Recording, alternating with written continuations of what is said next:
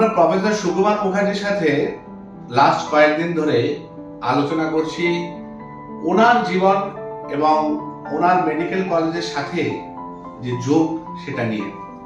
আজকে আমরা আলোচনা করব ওনার চাকুরি জীবন নিয়ে, কিভাবে উনি বিদেশ থেকে ফিরে এসে অ্যাসিস্ট্যান্ট প্রফেসর হয়ে প্রথম বাঁকুড়া মেডিকেল কলেজে জয়েন করলেন, সেখানে কিরকম লাইফ ছিল।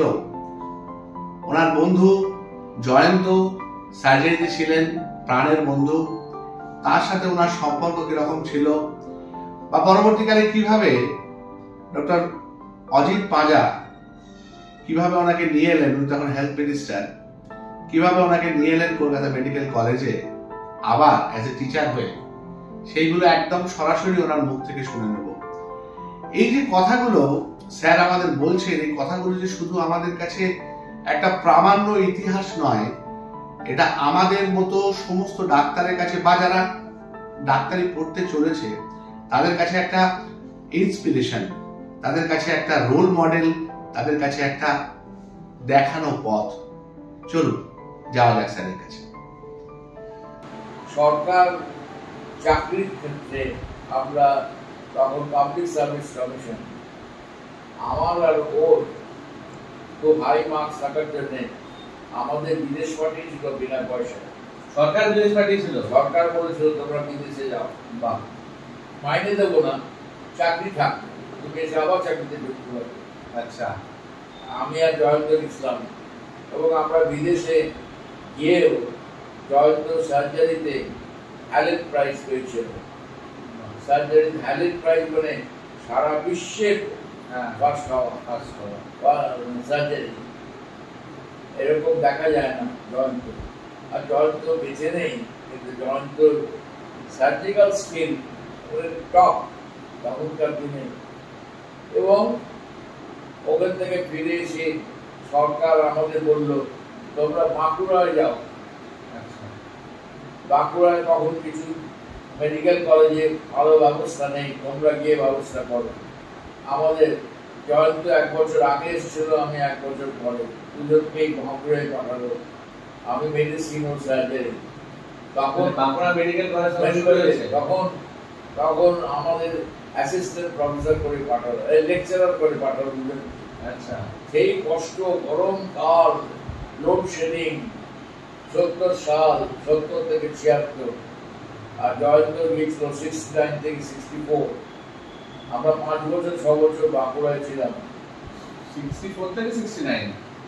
আর সে ও 64 থেকে 69, ও আগে গিয়েছিল। আচ্ছা, আপনি পরে গেছেন? 69 থেকে 74, আর আমি 70 থেকে 76। আচ্ছা, তখন আমরা ওখানে গিয়ে অডিও ভিজুয়াল পড়াতে আরম্ভ করলাম।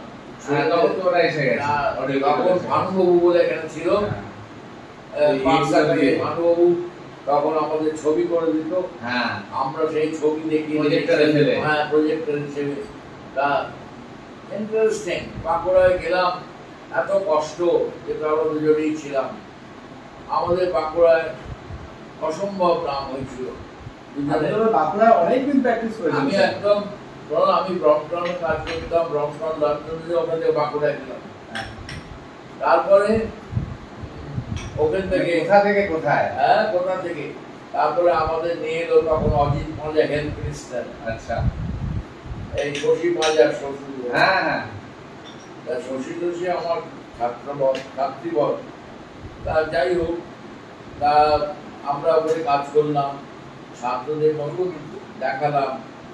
এবং আমরা যখন ফিরে আসি তখন দুজনেরই ফেয়ারওয়েল হয়েছিল, বিরাট ঘরে ফেয়ারওয়েল দিয়েছিল। সুতরাং আমি আপনি বাঁকুড়ায় যেতেন? আমি 70 থেকে 76 ওখানে ছিলাম। না, মানে তারপরে